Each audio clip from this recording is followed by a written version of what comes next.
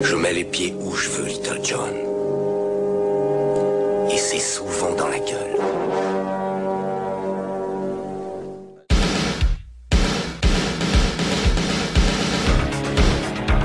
Je connais le kung-fu. Prouve-le-moi. Quatrième cap. Le petit dragon accroche sa proie. Et avec sa queue, il frappe. Bien joué. Mais une brique ne rend jamais les coups. Bonjour à toutes et à tous et bienvenue dans ce 5e épisode de High Kick dans ton podcast. Le podcast qui met les pieds où il veut et c'est souvent dans les oreilles. Et comme à l'accoutumée, mon poteau Seb m'accompagnera tout au long de cet épisode. Alors déjà, comment vas-tu mon cher Seb ? Bah ça va super, mais faut le dire aux auditeurs quand même, un coup de pied dans les oreilles, ça fait pas du bien, hein. Vraiment. Ah non, ça fait plutôt de mal, on peut avoir des otites du coup à cause de ça. On va rester imagé, mais oui, ça va super bien, je suis très très content de te retrouver, on est déjà au 5e épisode, ouais. Ça passe super vite. Donc bonjour les auditeurs, on va déjà commencer par vous remercier par l'accueil que vous avez fait à Ninja, qui est sorti il y a 15 jours, où on parlait d'un film assez cool de Scott Adkins. Pas son meilleur, mais très cool quand même. Et on n'a pas voulu non plus taper trop dans le gros. Mais voilà, c'est cool en tout cas d'avoir parlé un peu de Scott Adkins. Bah oui, tout à fait. Bon, avant de commencer cet épisode alcoolisé, on va répéter le concept. Donc on a choisi un film d'arts martiaux dans lequel on va revenir sur une scène qui est pour nous emblématique et qui à elle seule mérite qu'on s'intéresse au film, bien évidemment au préalable. On vous parlera du film, de l'art martial pratiqué par le comédien ou la comédienne, du casting, des anecdotes et on vous donnera notre avis. Bon mon cher Seb, aujourd'hui on tape fort et on va discuter d'un des films d'une grande star des arts martiaux. On va parler du Combat des Maîtres, aka Drunken Master 2, de Jackie Chan et de Liu Chanliang. Et tout de suite, la bande-annonce.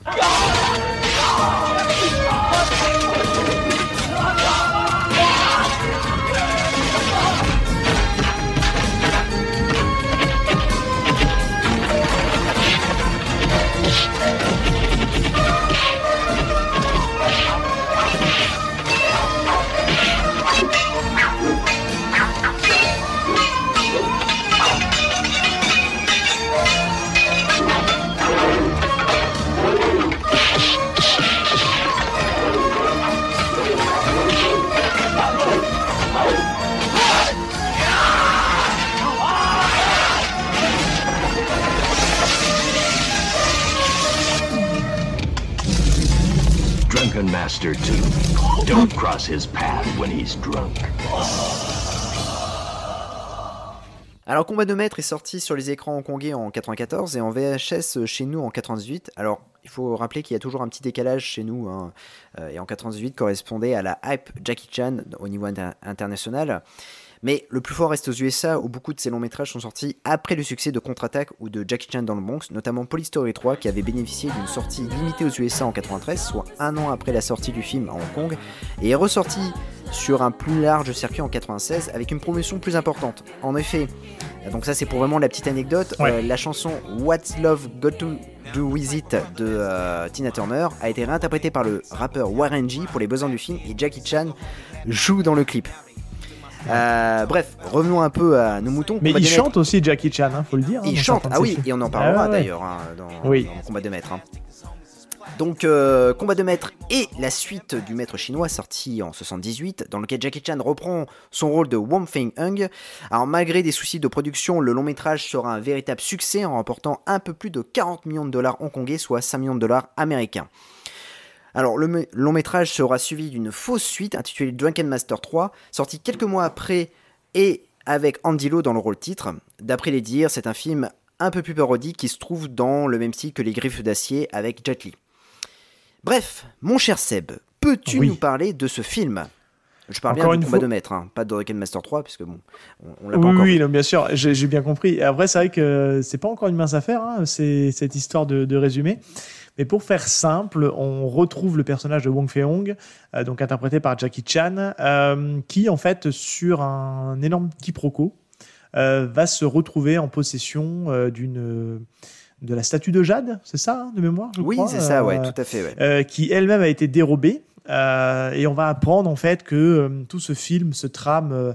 Il y a l'ambassade anglaise, parce que les Anglais sont très présents à ce moment-là à Hong Kong, et on va apprendre que l'ambassade en profite pour détourner les œuvres d'art chinois, et du coup ils font un trafic d'art.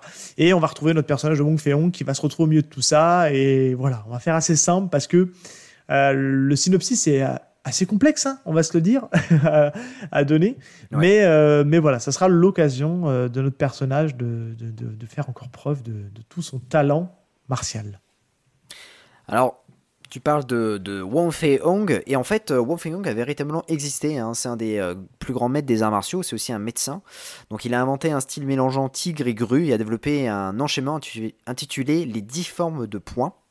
Oui. Je ne sais pas si tu veux rajouter quelque chose par rapport à ça. Non, pas du tout. C'est bon, c'est complet. Et c'est parfait. Donc, il est aussi connu pour avoir vaincu à lui tout seul un gang de 36 hommes appartenant à la secte du Lotus Blanc. Du coup, tiens, on va name dropper un autre film. Bah oui, tiens, voilà. Ce nom me dit quelque chose. Mais qu'est-ce que c'est, dis-moi. Il était une fois en Chine la secte du Lotus Blanc avec un certain Jet Li.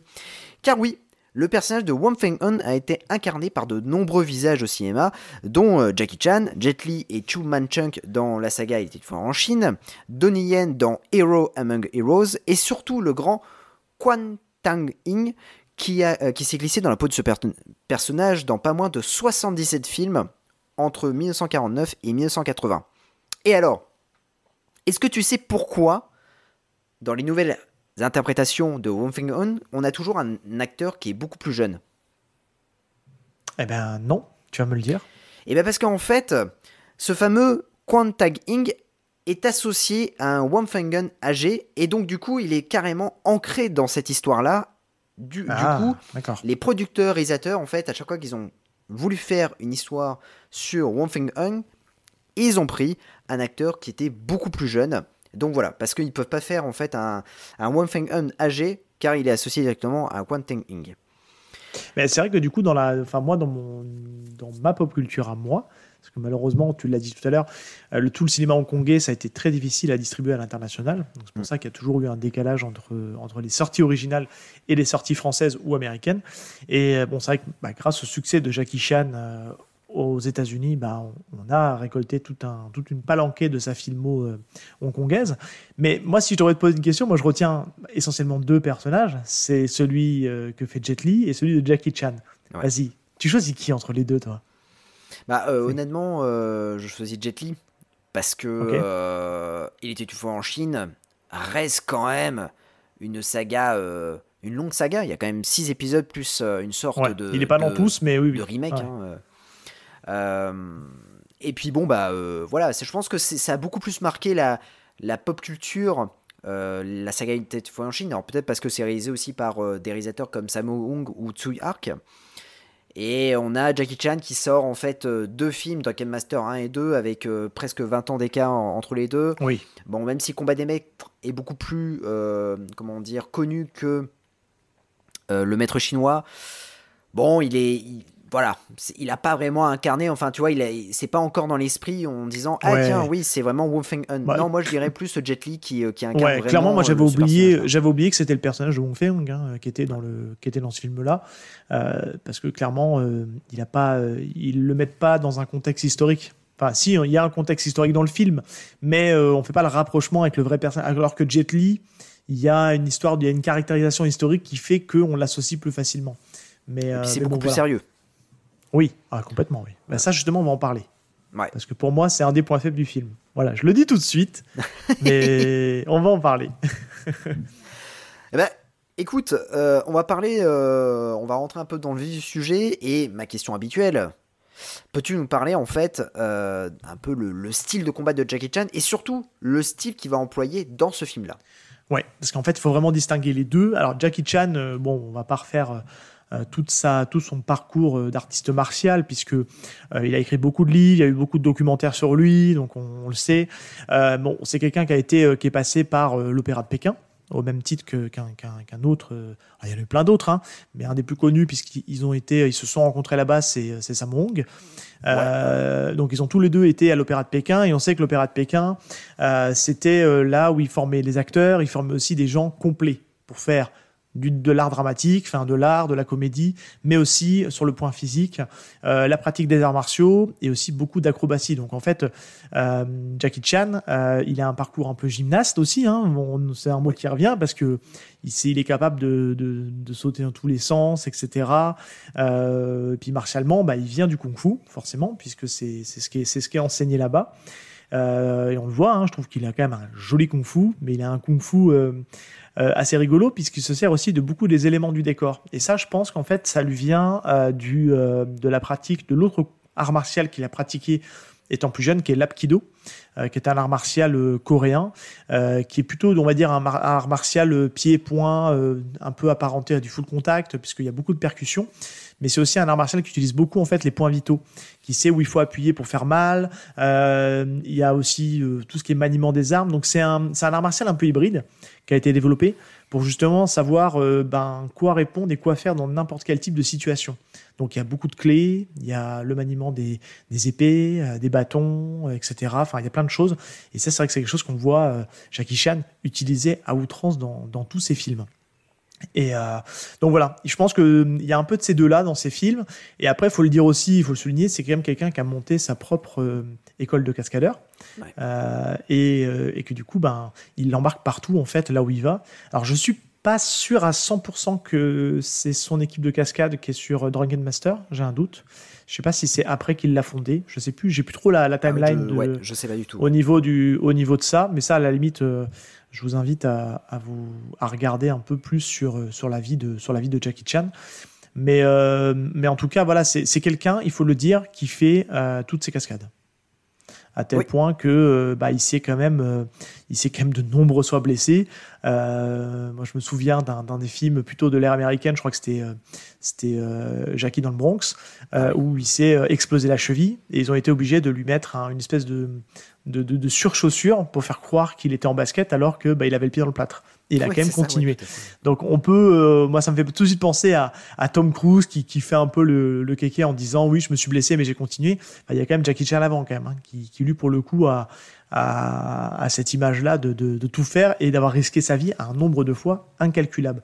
Donc je trouve que c'est quand même quelqu'un d'assez impressionnant. Et il le démontre dans le film justement parce que y a des scènes complètement ouf. Et dans le film, c'est une variante du kung-fu puisqu'il fait ce qu'on appelle la boxe de l'homme saoul ou de l'homme ivre, la drunken boxing. Où il titube, il est complètement désarticulé pour beaucoup plus surprendre son adversaire par des coups complètement imprévisibles. Et ce côté d'imprévisibilité, elle est augmentée quand il prend vraiment de l'alcool. Parce qu'en fait, aujourd'hui, la particularité de cette boxe-là, tu peux la faire à jeun, mais a priori, de ce que nous dit le film, tu peux être encore plus fort en ayant un peu plus de grammes dans le sang, quoi. Et il devient beaucoup plus fort quand il est complètement bourré, parce qu'il est complètement imprévisible. On l'avait déjà vu en fait dans le premier Drunken Master, et là il le refait, mais je pense qu'il a quand même encore évolué dans son art et dans la façon de pratiquer les arts martiaux. Et là, dans celui-là, il est complètement dingue, quoi. Il est en mauvaise posture. Tu as besoin de quelque chose? Je crois que je boirais bien encore un petit coup de vin. D'accord, mais c'est la dernière bouteille, fils. Ouais, allez, reprenez.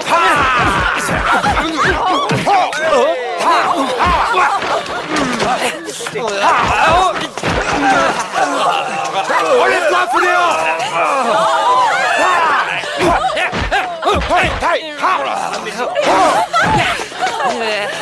Il est pas bon ce vin-là. Excuse-moi, c'est de l'acide pour déboucher les toilettes. Ah, c'est pas si mauvais.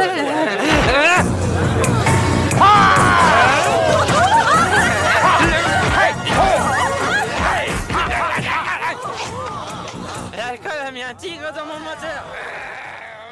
C'est vrai que tu dis que si Gérard Depardieu pratiquait cette danse-là, il serait super fort. Ça serait God tier, quoi. Il serait trop haut, quoi. Mais ouais, vas-y. Non, mais tout ça pour dire que c'est super. Et puis, ce qu'on peut rajouter ici avant de s'attaquer au film, c'est que ce personnage de l'homme sous a inspiré, et je pense que c'est celui-là, Combat de Maître, qui a inspiré un des personnages dans Tekken. Qui, je sais plus, je crois que c'est Wei. D'ailleurs, je crois qu'il est. Ça me parle. Il a un nom un peu similaire. Weilong, mais il ressemble beaucoup au personnage de Jackie Chan, en plus ancien parce que c'est un petit vieux, donc je pense qu'il est plus inspiré peut-être de l'ancien qu'on voit dans le premier, premier Drunken Master. Et puis voilà, mais en tout cas ça a inspiré aussi pas mal la pop culture parce que forcément c'est assez iconique. Eh ben écoute, super, merci pour cette description parce qu'en plus j'ai appris des choses. Donc ça c'est plutôt cool. Ce qu'on peut dire en fait sur Combat des Maîtres, c'est que Jackie Chan en fait il est connu pour ses prises de décision ou prises de position en fait un peu douteuses. Il a beaucoup tourné sa veste durant sa carrière. Oh oui. Ce n'est pas quelqu'un de foncièrement sympathique, même si devant la caméra il va être copain avec tout le monde. C'est un peu compliqué, voilà, mais c'est une star dans le monde entier. Il a fait beaucoup d'arts martiaux et puis il a fait beaucoup de bien au niveau art martial en fait dans le monde entier. Alors, je fais juste une petite précision parce que j'ai fait une recherche parce que Tekken ça remonte assez loin. Donc c'est le personnage de Lei Wulong dans Tekken. Ah voilà, d'accord. Voilà. Okay. Qui est plus jeune parce qu'en fait il y a aussi on croise à un moment donné dans Tekken parce que Tekken c'est compliqué. Il y a aussi à un moment donné son maître qui lui est plus ancien et qu'on voit aussi dans Tekken, mais tous les deux sont inspirés des Drunken Master et forcément de Jackie Chan. Voilà. Je referme la parenthèse, mais je voulais bien être précis pour pas dire de bêtises ici. Alors, dans Combat des Maîtres, en fait, il s'est une nouvelle fois embrouillé avec le réalisateur Liu Changliang à de nombreuses reprises. En gros, ce qui s'est passé, c'est que en fait, Jackie Chan reprochait à Liu Changliang en fait sa réalisation, sa méthode de réalisation. Et en fait, le réalisateur est connu pour des combats câblés, des travelling rapides, pas mal de ralentis. Et puis, il a l'habitude de travailler avec des objectifs grand angle. Et Jackie Chan, lui, c'est tout le contraire. Et pour cela, en fait, il n'avait pas du tout la même vision du film. Ça arrive, hein. Et il voulait plus de danse de l'homme ivre, ce que ne voulait pas, en fait, le réalisateur. Lui, il voulait vraiment des combats beaucoup plus réalistes.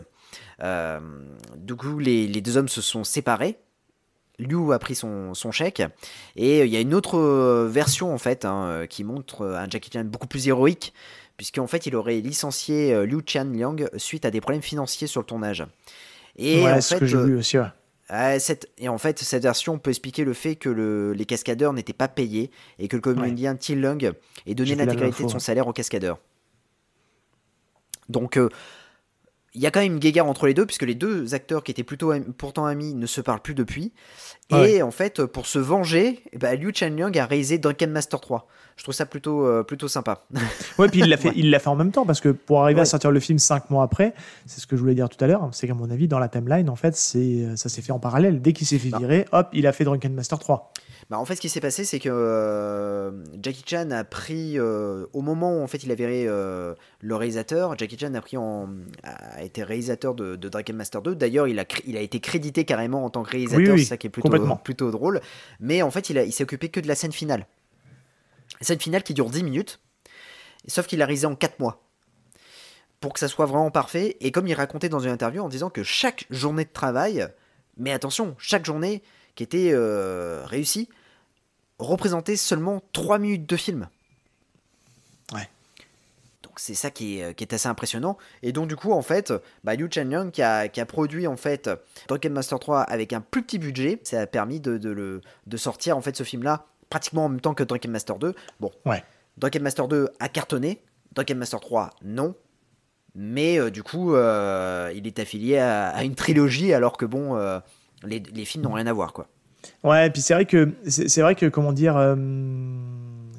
il faut le dire, on ne sait pas qui a raison, qui a tort, mais le passif fait qu'aujourd'hui en 2023, on a quand même pas mal de casseroles, des choses comme ça qui arrivent sur Jackie Chan, sur le fait que ce soit pas vraiment un good guy complètement. Il a des zones d'ombre, il a des trucs où il est pas très très clean. Donc bon, j'ai pas envie de donner raison à l'un ou à l'autre, parce qu'ici on va se concentrer essentiellement sur le film. Mais Jackie Chan n'a pas l'air d'être le mec le plus sympathique du monde non plus. Voilà, c'est quelqu'un d'assez exigeant sur les tournants, et je pense qu'il doit être assez contre le fric. Donc, il contrôle son image, forcément. Et quand ça lui plaît pas, forcément, il se prend la tête avec le réalisateur et il dit attends, laisse tomber, je vais tout faire. Donc voilà. Mais ça, il l'a déjà fait et il le refera plusieurs fois après derrière. Ah oui, tout à fait. On en reparlera parce que je pense que c'est aussi un film emblématique de sa carrière. Un jour, peut-être, on parlera de Crime Story de Kirk Wong. Où en fait il s'est passé pratiquement la même histoire alors que Jackie Chan avait signé pour vraiment un film catégorie 3 et violent, et puis d'un seul coup il s'est dit oh bah non, j'ai envie de rajouter des combats et de la franche rigolade, et du coup ça n'a pas plu à Kirk Wong qui est parti du long métrage. On va passer à notre avis, mon cher Seb. Qu'est-ce que tu as pensé de ce film? Eh ben, c'est comme pas mal de films de la période hongkongaise de Jackie Chan. Je suis un peu partagé. C'est un film que j'ai vraiment apprécié dans l'ensemble. J'ai passé un super moment. Alors, on ne l'a pas dit, il dure 1h40 à peu près. Et il oscille entre maestra, c'est-à-dire que vraiment, tu as les scènes de combat, les scènes de bagarre, toutes les scènes d'action sont juste dingues. Visuellement, on se dit putain, comment il n'y a pas des mecs qui ne sont pas blessés? Alors, il y a eu des blessés, c'est sûr, mais c'est assez ouf tout ce qui se passe dans ce film. Et puis, des fois, il y a le côté un peu burlesque, le côté comédie. Alors, est-ce que je n'ai pas les codes du cinéma hongkongais? Est-ce que je ne suis pas sensible à l'humour hongkongais? Mais ça m'a un peu plus... j'ai trouvé ça moins intéressant et moins passionnant. Alors, c'était mon 2e ou 3e revisionnage. Je l'ai vu il y a très longtemps et là, je l'ai revu exprès pour le podcast. Et c'est vrai que je me dis, oui, voilà, il est super. C'est un super film que je conseille. J'en ressors une note très positive, mais je nuance quand même mes propos en me disant que, globalement, il y a quand même des trucs, c'est pas toujours très drôle, c'est pas toujours très, très actuel. Enfin, on va se donner les choses. Là, en fait, on le voit avec son père, sa belle-mère. D'ailleurs, qui a une petite note particulière, qui est censée plus vieille que lui, mais en fait on se dit il y a un problème, mais en fait on se rend compte qu'elle a 9 ans de moins que lui, mais ça passe pas, ça marche pas à l'écran, et puis le côté du père qui tape aussi bien la mère et son fils, et qui du coup arrête de la taper parce qu'elle lui fait croire qu'elle est enceinte. Enfin, tu te dis aujourd'hui, est-ce que ça passe encore? Non, ça passe pas encore, quoi. Et ça, c'est censé être drôle. Donc il y a des trucs ça passe pas, et puis il y a quelques longueurs dans le film qui fait que dans l'ensemble voilà, mais tout ça c'est rattrapé par les scènes de bagarre, quoi. Je suis d'accord avec toi. Alors j'ai un avis un peu plus nuancé parce que c'est vrai que c'est un film qui a bercé mon enfance, et du coup c'est vrai que j'ai un certain attachement pour ce film. Je trouve qu'il est extrêmement bien chorégraphié. Ça c'est mais ça on est complètement d'accord. En revanche, je suis d'accord avec toi sur l'humour. Je trouve qu'en fait comment dire, s'il avait été un peu plus sérieux. Enfin, ce que j'ai du mal à comprendre avec ce film, c'est que d'un coup, il va être hyper sérieux, et en fait, c'est les deux extrêmes. Mais à la limite du dramatique, on peut le dire. Oui, voilà, c'est ça. Qu'il y a des moments où c'est dramatique, quoi. Tu te dis, ah ouais, quand même. Enfin, ça en arrive là, quoi. Il y a des personnages qui se font tuer. Tu te dis, et à côté, tu passes dans la comédie un peu franchouillard, quoi, tu vois. Et tu te dis, c'est bizarre quand même. Ouais, c'est ça, il va être pendu d'un seul coup parce qu'il a trop bu, et donc les méchants vont l'attaquer, bref. Donc il va être pendu. Le lendemain matin, ses parents voient, Wei Hung nu. Et là, on est vraiment sur un aspect dramatique avec la musique qui suit, qui est vraiment dramatique. Ouais. Et puis d'un seul coup, pam, comédie. Et là, tu te dis, non mais... on a quand même quelque chose qui est vraiment... on a la souffrance d'un personnage qui a fait une bêtise, qui s'est dit, mince, j'ai bu, je ne referai plus. Et en fait, même son père l'excuse en 2-2, en lui disant, c'est pas grave, tant que tu recommences pas, c'est pas très grave. Mais ça, tu vois, je le mets un peu en parallèle à Police Story, qui a un propos aussi très sérieux, les trafics de drogue et compagnie. Enfin, tu vois, t'as des trucs vraiment très sérieux. Et puis au milieu de ça, c'est ponctué où t'as une scène où Jackie Chan est dans le commissariat et on le voit jongler avec les téléphones. Oui. Et tu te dis, qu'est-ce que ça va foutre là? Et enfin bref, mais je pense que c'est encore une fois, c'est les choses, les auditeurs vont le dire, oui, mais c'est leur code à eux d'humour, c'est leur code de comédie, c'est de la comédie d'action avec un peu de drame, voilà. Mais en tout cas, moi, je trouve que c'est ce qui marche le moins bien dans le film, et heureusement qu'il y a toutes les scènes de combat à côté qui sont juste assez maboules en termes de chorégraphie. À noter aussi une scène finale complètement, comme tu disais, maboule, parce que Jackie Chan va affronter plusieurs ennemis, il va affronter Ken Lo et Oh Sung-pak. Et d'ailleurs, on parle d'acteurs là, mais on va parler bien évidemment du casting qui est complètement un truc de taré. Notamment, en fait, ça fait partie de la famille de Jackie Chan, comme dirait un certain babouliné. On a quand même T. Leung, le 5 qui avait joué dans le 5 du crime. On a Anita Mui, qui a joué aussi dans le Syndicat du Crime 3, mais aussi dans Big Brothers avec Jackie Chan. On a une petite apparition d'Andy Lau, qui a joué, on va name dropper, mais qui a joué dans Magic Crystal, avec une certaine Cynthia Rothrock, je crois qu'on en a parlé il n'y a pas très longtemps. Ouais, on l'a name droppé, c'est vrai.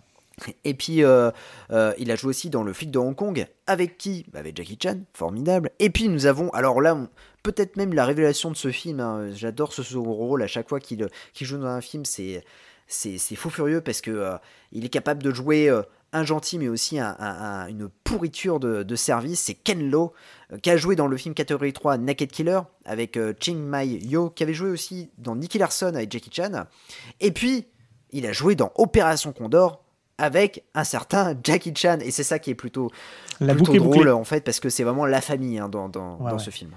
Non, mais il faut le dire, Ken Lo, en fait, pour moi, ça a été de le revoir à nouveau. Ça a été un peu cette révélation, parce que il faut se dire, ce mec-là, martialement, il est dingue, il fait des trucs avec ses jambes.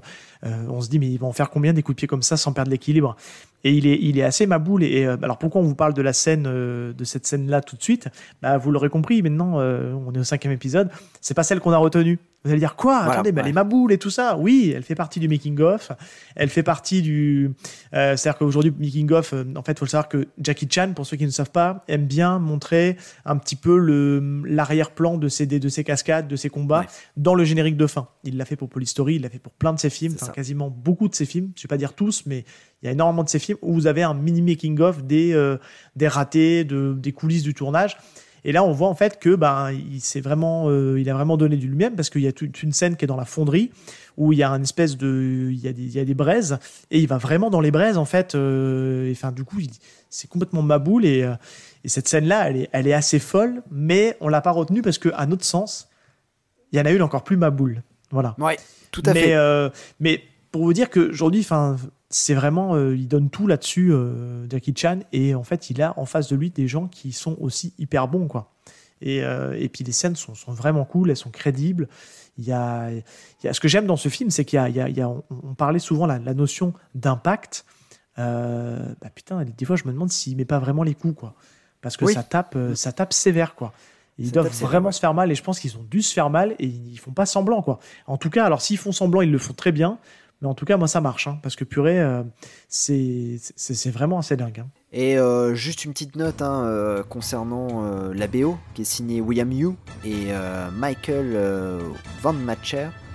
Donc, ce dernier a d'ailleurs composé plusieurs BO de films avec Jackie Chan, dont Mr. Dynamite, Double Dragon, ou encore Super Cop 2, le spin-off de Polystory 3. Et en fait, la BO est complètement folle de ce film. Ouais, moi j'aime beaucoup. Ouais. C'est vraiment, y a ce côté un peu, je vais pas dire médiéval parce que c'est pas le terme, mais le côté de la Chine de l'ancien temps, on va dire, de l'avant-guerre. Je crois que ça se passe dans les années 1800 quelque chose. Donc on ressent bien en tout cas avec, ou peut-être début 20e. Enfin bref, je me souviens plus de la temporalité du truc. Mais en tout cas, je trouve qu'elle sonne bien. Elle est cool, elle ponctue bien les scènes d'action, elle ponctue bien les scènes de combat. Donc franchement, moi, ça fait carrément le taf. Alors, on parle de son. Par contre, on peut donner un bémol. Si vous avez la possibilité, ce qui n'est pas mon cas, parce que j'ai trouvé une version DVD un peu ancienne, avec un 4/3 dégueulasse, on peut se le dire, on va en parler 2 minutes. Mais j'avais que la VF de dispo, et la VF, elle n'est pas terrible. On peut se le dire, c'est pas ouf du tout. Il y a des libertés. J'ai plus l'expression, mais au bout d'un moment, je crois qu'il nous sort un truc du genre la poudre de perlimpinpin. Tu sais, tu te dis mais quoi ? Mais pourquoi il dit ça ? C'est un truc, mais non, ça marche pas. Donc la VF, elle est vraiment pas dingue. Et encore une fois, je sais pas ce qui existe encore comme. S'ils ont refait des DVD exprès, mais en tout cas, moi, le DVD que j'ai trouvé sur une télé 4K, ça marche pas, je vous le dis, c'est dégueulasse. Vous êtes obligé de zoomer avec votre télé si vous voulez avoir le truc en plein écran. Alors, il me semble qu'en fait, en plus, le DVD, parce qu'on a le même DVD, c'est une version québécoise du film, au niveau de la VF. Ouais. C'est peut-être pour ça, alors. Puisque, en fait, je ne comprenais pas pourquoi Jackie Chan avait cette voix-là, parce que c'est pas sa voix habituelle. Pour autant, c'est la même voix que dans Opération Condor. Et en fait, tu te rends compte que du coup, c'est exactement le doubleur, le comédien de doublage de Jackie Chan depuis Mr. Dynamite. Ouais. Mais au Québec, du coup. Est-ce que un petit point aussi qu'on peut dire, moi, ce que je comprends pas, c'est, on peut en parler 2 minutes, mais c'est cette volonté à vouloir absolument tout traduire. Et d'avoir une traduction des fois un chouïa raciste parce qu'aujourd'hui de dire le maître chinois, le chinois se déchaîne, je me dis putain pourquoi ils ont pas gardé en fait le titre original quoi, enfin qui est Drunken Master 1, Drunken Master 2, enfin au moins on sait de quoi ça parle. Là je suis désolé, alors oui les 2 films peuvent être pris indépendamment, c'est-à-dire qu'aujourd'hui il n'y a pas de connexion, il n'y a pas de lien, il n'y a pas de lien, le seul lien c'est Jackie Chan, mais je trouve que combat de maître, alors surtout, il faut le dire, c'est combat au pluriel et c'est maître au singulier. Oui. Donc c'est qui le maître en fait ? C'est Jackie Chan ou c'est l'ancien qui croise au début ? Je comprends pas Moi, dans ma tête, en plus, dans mon esprit tordu, j'ai toujours cru que c'était combat de maître avec un S. Ce qui fait qu'en fait, ils sont plusieurs maîtres à se foutre sur la gueule. Mais sauf que non, c'est au singulier. Donc je comprends pas. Alors si quelqu'un a la réponse, je la prends. Hein. Mais ouais. Je trouve que c'est dommage. C'est ces traductions françaises qui rendent pas hommage et qui mettent pas en valeur le titre. Et Drunken Master, en fait, moi, je trouve que c'est mieux, en fait. Mais bon, bref, c'est comme ça. Et surtout que aux États-Unis, ils ont réintitulé le titre. Hein. Ils l'ont pas appelé Drunken Master 2, mais c'est The Legend of the Drunken Master, quoi. Quand il est sorti aux États-Unis. Ouais. Ouais. Ouais, tu vois, donc c'est pas mieux forcément. Ils s'en approchent un peu, mais c'est pas mieux. Bon, Seb, es-tu prêt ? Oui, je suis prêt. Passons tout de suite à la scène que nous avons retenue. Alors là, il y avait des scènes de maboule. On a eu des difficultés à choisir. Mais il y a une scène qui est encore plus maboule que toutes les autres scènes de combat dans Combat de Maître. C'est la scène du restaurant. Ouais, parce qu'en fait, on se le dit tous les deux, on l'avait déjà choisi pour Ninja. Et alors, c'est bien les face-à-face. Il y aura des films où on va tomber sur la facilité de prendre le duel final parce que ce qu'il propose est ouf. Alors oui, le duel final est super, mais il a une manière d'être un peu, chorégraphique. Il y a des temps morts, évidemment, ça passe sur autre chose, ça se bat un peu moins. Enfin, là, ça n'arrête pas. C'est 5 minutes, je vous garantis, 5 minutes montre en main. J'ai regardé avant de lancer j'ai re-regardé la scène avant qu'on enregistre l'épisode. C'est 5 minutes de bagarre non-stop. C'est un truc de maboule et c'est une bagarre de 1 contre 100. Et littéralement, je pense que sont 100 figurants. Littéralement. C'est-à-dire qu'il y a un monde de maboule dans ce truc-là. Et c'est ouf. Enfin, c'est tout ce que j'aime, moi, dans les bagarres. C'est le mec qui est tout seul. Alors, il n'est pas tout à fait tout seul puisqu'il est accompagné donc, j'ai plus le nom du personnage. De Fu Wenchi. Voilà, de Fu Wenchi. Ils sont 2, mais en fait, on voit essentiellement Jackie Chan se battre contre tous les partisans en fait qui vont donner main forte à l'ambassade qui cherche justement à détourner les fonds. Et cette scène-là, elle est maboule. Ouais, totalement. Elle débute en fait, c'est une scène qui débute au dernier étage d'un restaurant avec une discussion entre le vieux Fu Wenchi et Wang Fei-Hung sur la symbolique du sceau. Donc en fait, le sceau, c'est vraiment la pièce maîtresse du film pendant un certain temps. Ouais, le sceau de Jade, ouais. Début. Ouais, c'est ça, ouais. Et du coup, ils vont, le vieux Fu Wenchi va lui expliquer pourquoi ce sceau a une telle importance et pourquoi ce sceau ne doit pas tomber dans les mains des Anglais. Parce qu'en fait, méchants Anglais, attention. Ouais, méchants Anglais. Ah oui. Ouais, en fait, c'est ça qui est plutôt drôle parce qu'en fait, c'est là où un petit peu avant, mais c'est Jackie Chan va switcher parce que avant Jackie Chan était pour les Anglais.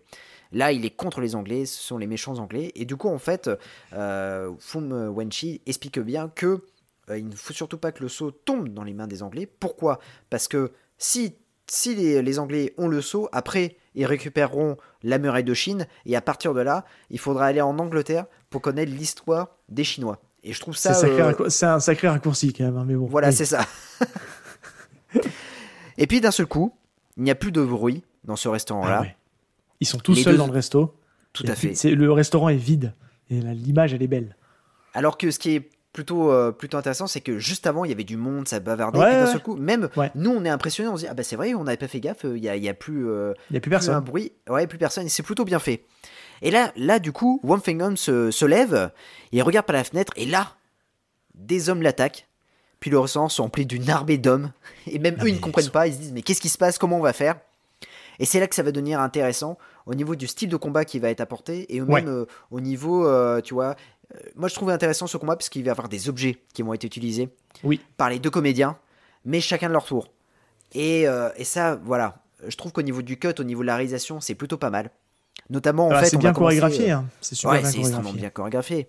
Notamment, on va commencer par Fu Wenchi qui va en fait se battre à main nue, tandis que Jackie Chan, lui, va aller à l'étage inférieur pour essayer de vaincre en fait les ennemis qui commencent à arriver. Ouais. C'est un tower defense en fait, un peu, tu sais, dans les jeux où t'es une personne et tu dois repousser les assauts ennemis. Tu vois, ça fait un peu, toi, c'est de l'assaut ennemi, quoi. Et tu dois essayer de traiter les différentes vagues qui arrivent. Et c'est littéralement ça. Et Jackie Chan, lui, ce qui est intéressant dans celui-là, c'est qu'il se sert en fait, il commence par servir d'un espèce de petit banc. Il va fracasser la gueule de tout le monde avec son banc. Et c'est ça que j'aime bien, tu vois, à l'instar de la scène avec Scott Atkins où lui se bat essentiellement qu'avec ses poings et ses pieds. Jackie Chan, il va ramasser tout ce qu'il peut trouver. Donc, il va commencer par les matraquer à coups de banc dans la gueule. Et putain, mais c'est un réalisme. Enfin, honnêtement, on a vraiment l'impression qu'ils prennent des coups. Et puis, et ça va à une vitesse. Je sais pas si c'est accéléré ou pas, mais ça va super vite, quoi. C'est hyper nerveux, quoi. J'avais pas l'impression que ça soit accéléré. On a peut-être des films, notamment certains films de Golden Harvest. Oui, parfois ça peut être accéléré, mais je trouve que les films de Jackie Chan, c'est quand même assez rare que ce soit accéléré. Non, c'est vraiment. Je crois pas.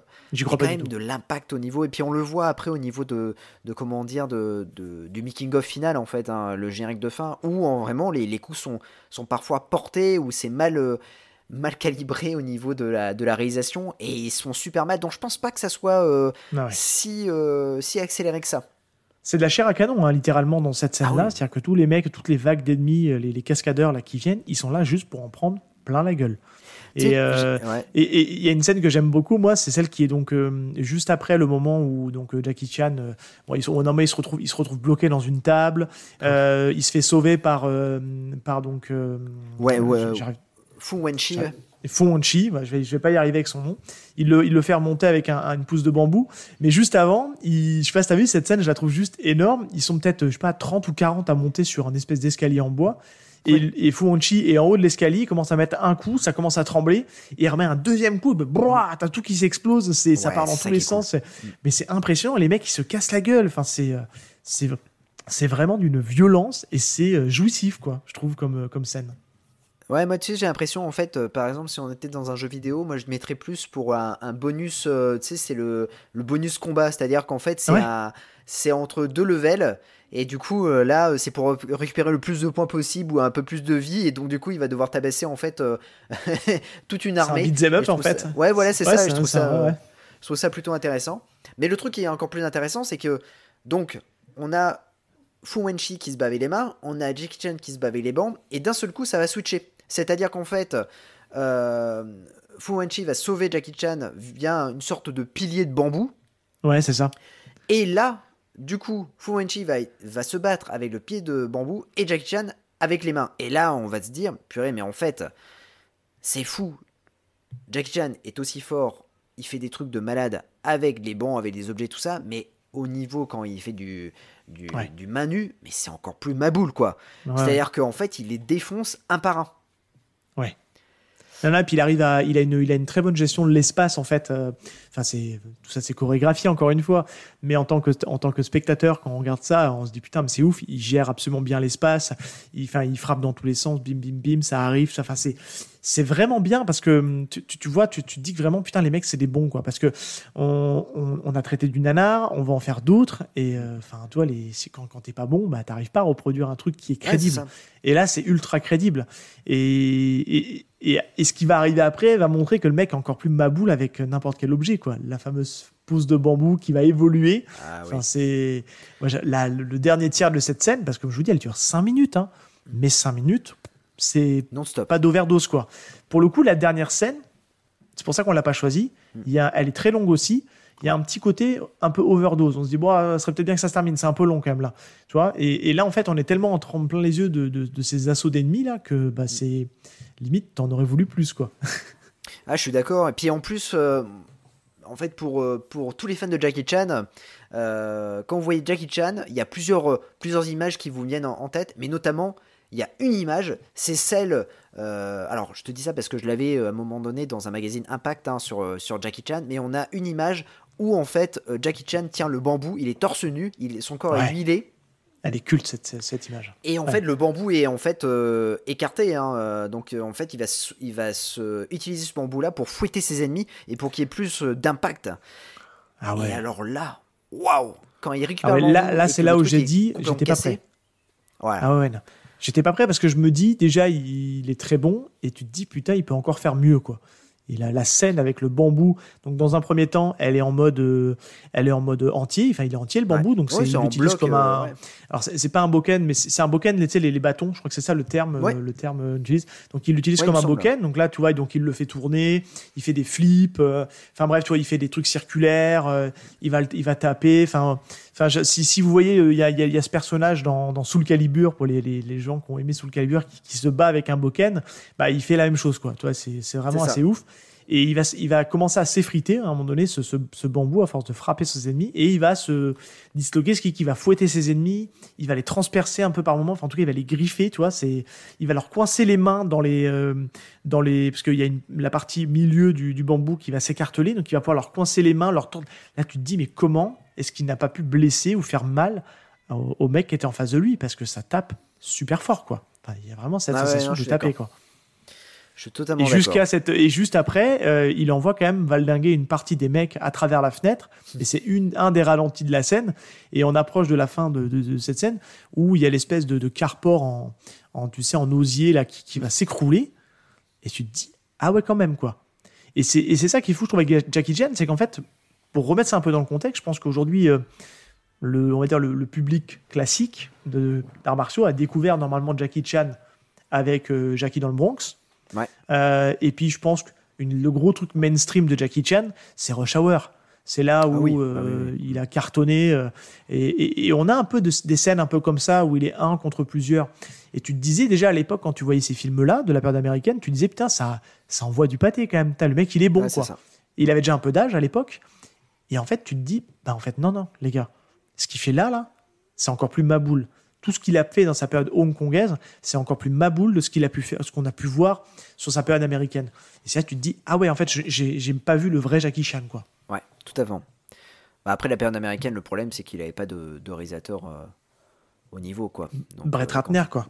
Brett Ratner, quand t'as Brett Ratner qui réalise Rush Hour, c'est pas Brett Ratner qui va réaliser Rush Hour, c'est Jackie Chan qui va réaliser toutes les scènes de combat parce qu'il se rend compte que Brett Ratner est mauvais, quoi. Donc, non, ouais. Et c'est beaucoup de ça sur des acteurs qui sont venus de Hong Kong pour faire carrière aux États-Unis. C'est pas ça, quoi. Anton Fuqua ne remplacera jamais John Woo, par exemple. Donc quand il fait un tueur pour cible, bah bon, c'est pas The Killer, quoi. Mais bon, après c'est une autre histoire. Mais encore une fois, on a quand même une scène complètement folle, hyper bien chorégraphiée, et bon,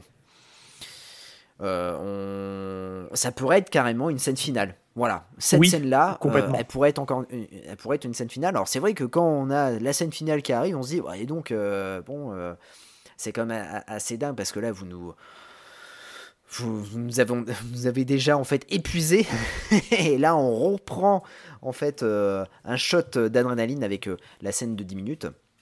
Et c'est là qu'on peut penser en fait que ça, je pense que c'est l'apport de Liu Chenlang. Puisqu'en fait il se bat à jeun, il fait du vrai, entre guillemets, il fait du kung-fu classique, avec l'utilisation des armes, tout ça, des ralentis, des trucs comme ça, enfin tout ce que tu as décrit en début en fait, et puis ensuite après trancher avec la scène finale où il est en homme sous, quoi. Donc même si je pense que Jackie Chan a quand même un droit de regard, a quand même, voilà, c'est quand même lui qui chapeaute toujours un peu ce truc-là, parce que je pense qu'il veut rien lâcher, mais on peut supposer qu'en tout cas cette scène-là, elle a été shootée par Liu Chenlang. Et pas Jackie Chan, du coup. Ouais, totalement. Oui, alors a priori, Jackie Chan a shooté que le final. Hein. Et ça lui a pris 4 mois. Ouais. Parce qu'il voulait vraiment un truc parfait. Voilà. La scène est cool aussi. Hein, oui, non, totalement. Hein. Mais il faut en choisir une, c'est le concept du podcast. C'est ça. Du coup, on vous a choisi celle-là. N'hésitez pas à nous dire ce que vous en pensez, mais en tout cas, nous, on estime qu'elle est assez maboule. Pour ceux qui nous écoutent, donc là, c'est assez compliqué parce qu'on essaie de vous décrire la scène de manière orale et vous n'avez pas les images.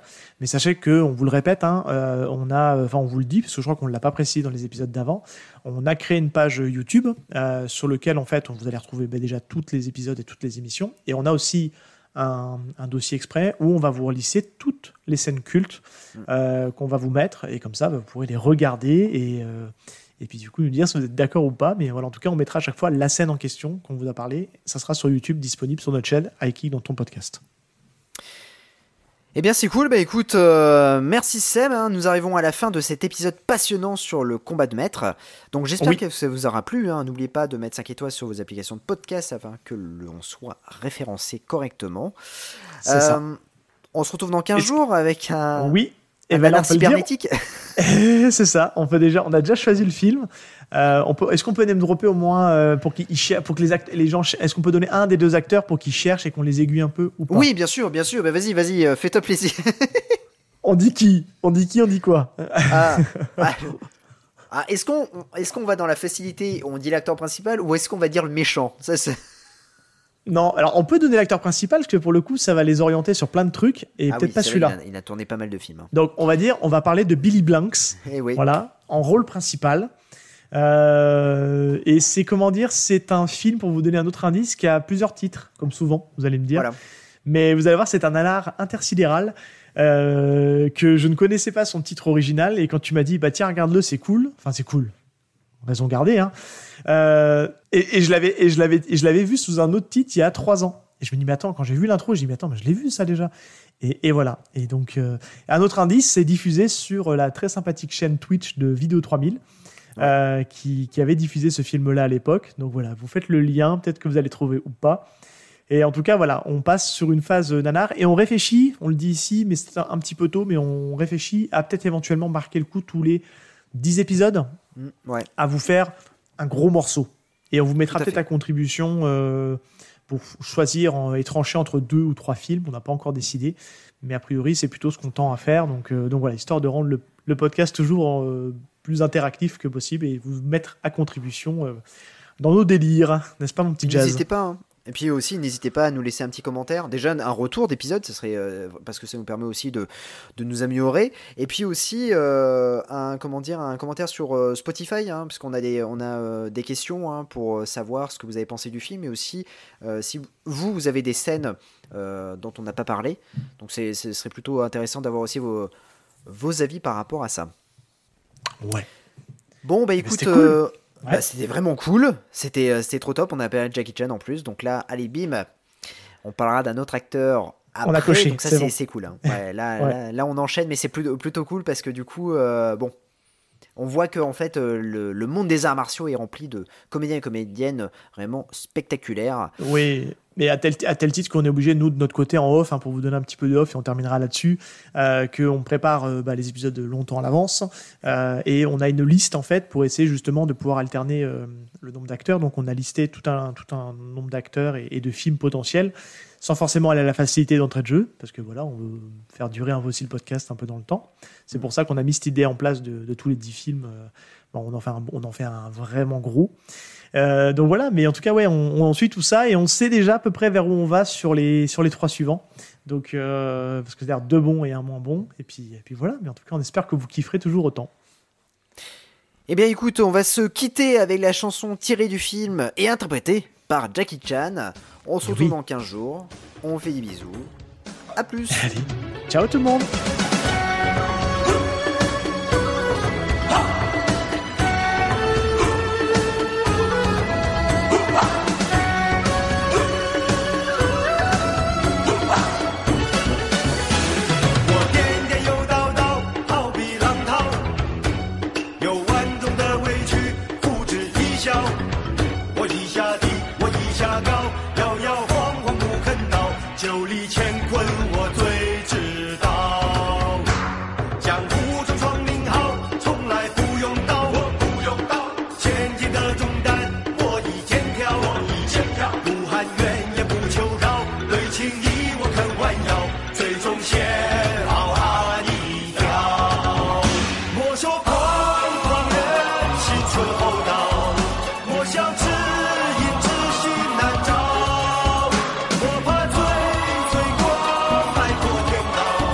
解放前。